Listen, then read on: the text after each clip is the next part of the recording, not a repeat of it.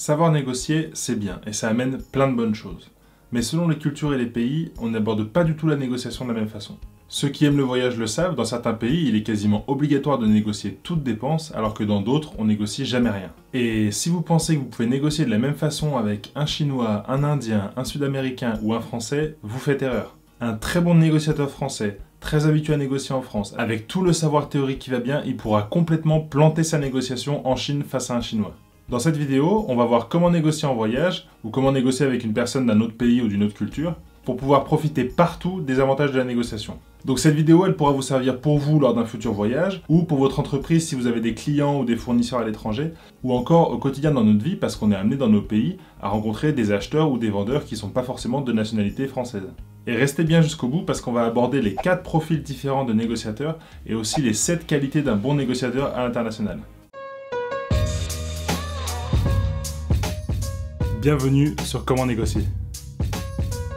Bonjour à tous, moi je m'appelle Fred et je suis expert en négociation grâce à mon travail d'acheteur depuis un peu plus de 8 ans en entreprise. Et si vous êtes débutant en négociation et que vous cherchez à progresser pour réussir vos premières négos, pour augmenter votre pouvoir d'achat, pour réussir à faire des économies, vous êtes au bon endroit.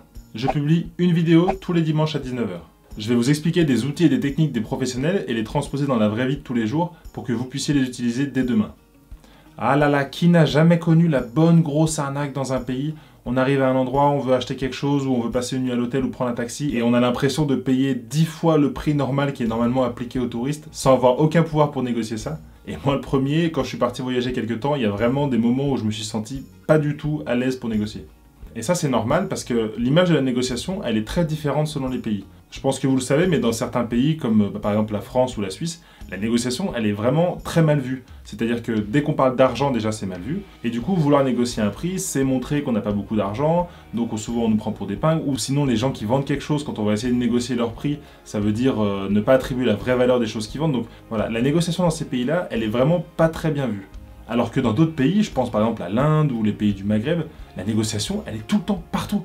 Que vous preniez un taxi, que vous alliez au restaurant, que vous alliez à l'hôtel. Et même quand j'étais au Népal à 4000 mètres d'altitude en train de faire un trek, dans les guest house, on pouvait négocier la nuit gratuite à condition de manger au restaurant de la guest house le soir et le matin. Donc si on veut réussir à négocier en voyage ou à l'étranger dans le cadre de son entreprise, ou même encore chez nous au quotidien, parce qu'il y a certains corps de métier, grâce à l'immigration, où on retrouve des nationalités assez régulièrement. Donc savoir négocier avec ces types de personnes-là, ça vous permettra d'avoir des meilleurs prix.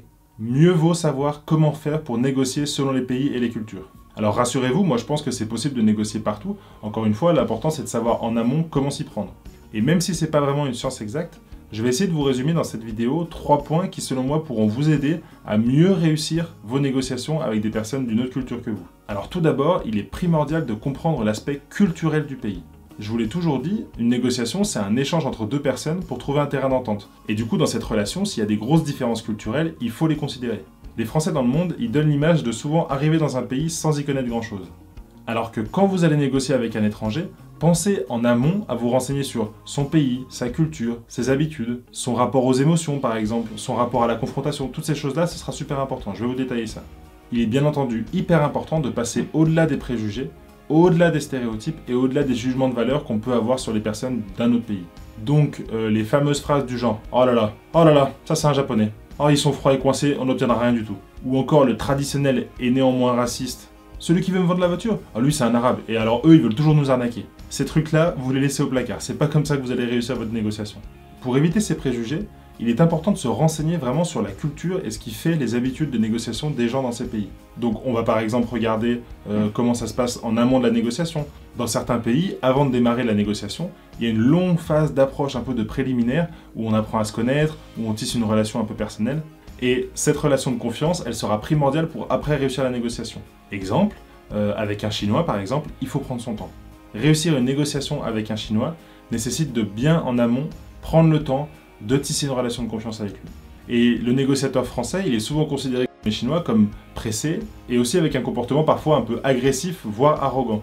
Et ça m'amène à la deuxième chose, les différences culturelles, elles peuvent se ressentir par exemple dans le rapport à la confrontation. Il y a certaines personnes qui, quand ils vont faire une négociation, vont avoir tendance à jouer la carte de la confrontation.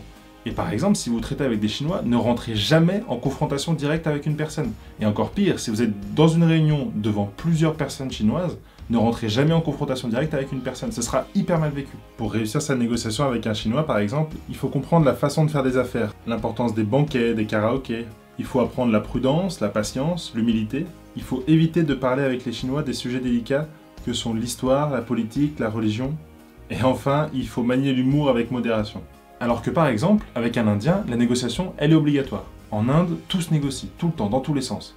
Quand vous négociez avec un Indien, lâchez petit à petit, donnez par petits morceaux, et toujours demander des concessions en échange. Avec un Indien, il faut réussir à être souple et ferme à la fois. Je sais que c'est un peu dur de dire ça, mais c'est important. En Inde, par exemple, il faut réussir à garder son sang-froid, même si parfois ça nous épuise un petit peu.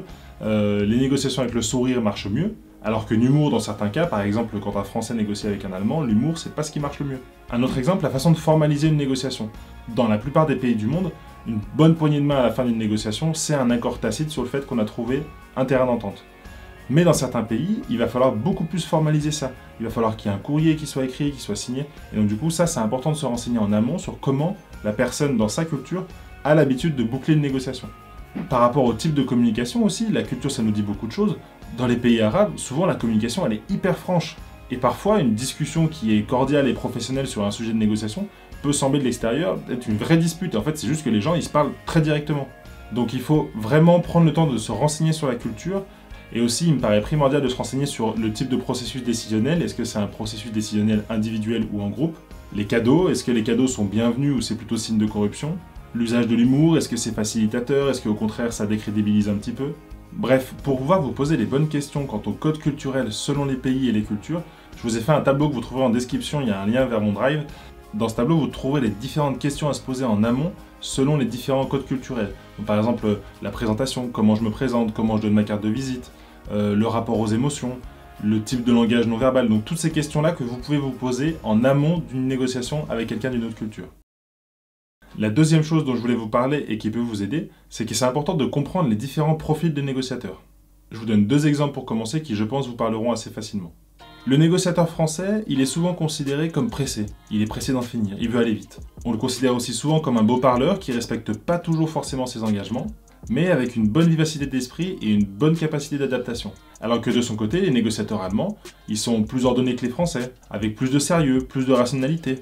Et du coup, souvent, les Français les considèrent comme froids, distants, rigides, mais aussi extrêmement efficaces et disciplinés, voire même un peu stricts parfois. Donc pour classer les différents types de négociateurs, en fait, on peut parler de 4 profils différents. Ces profils-là, ils nous viennent de la théorie jungienne, donc qui a été créée en 1920 par un psychiatre suisse qui s'appelait Carl Gustav Jung et qui permet un peu de classer les différents types psychologiques. On retrouve un peu ces profils-là dans le MBTI pour ceux qui connaissent.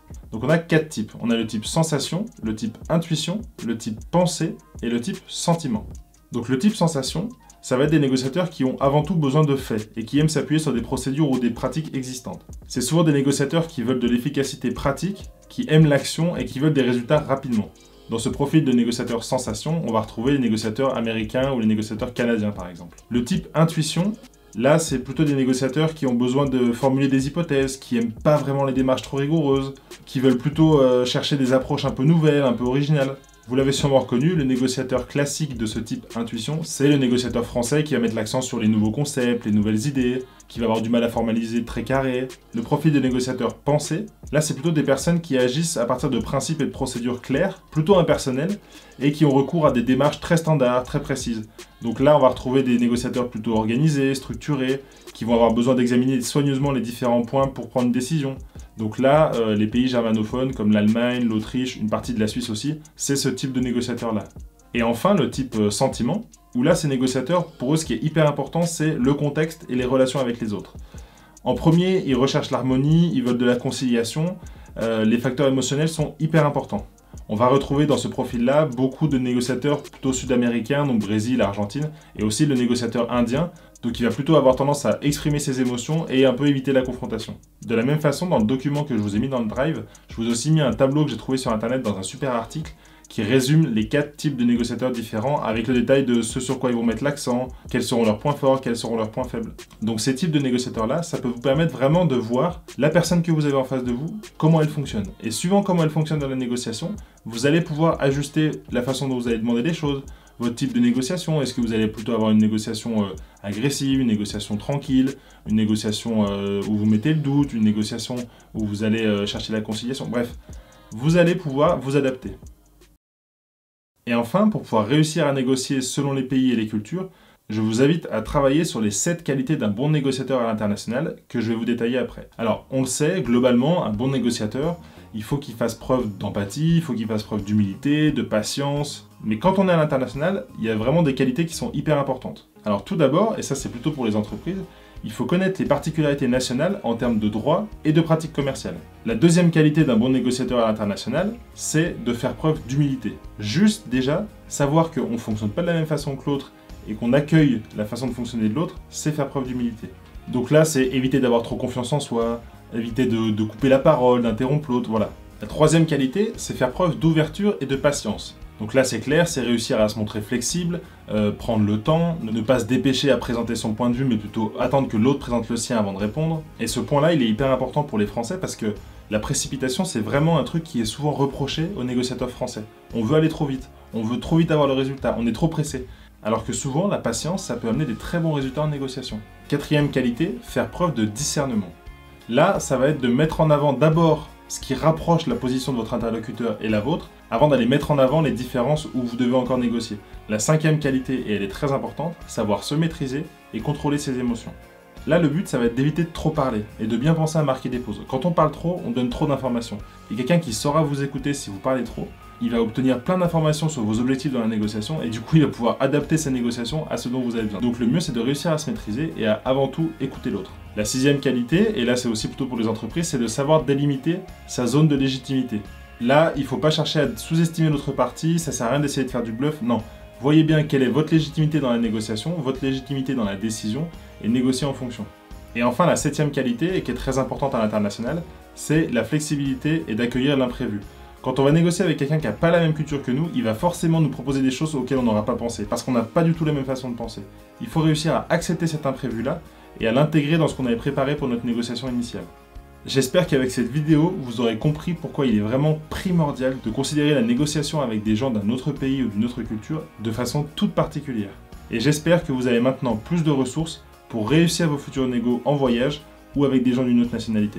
Et après avoir vu comment négocier selon les pays et les cultures, je vous propose de voir comment négocier selon les âges en allant cliquer sur cette vidéo juste là, où je vous explique comment négocier avec vos enfants et comment vous inspirer d'eux pour réussir vos négociations. On se retrouve là-bas ou dimanche prochain et d'ici là, négociez mieux et soyez audacieux. Ciao!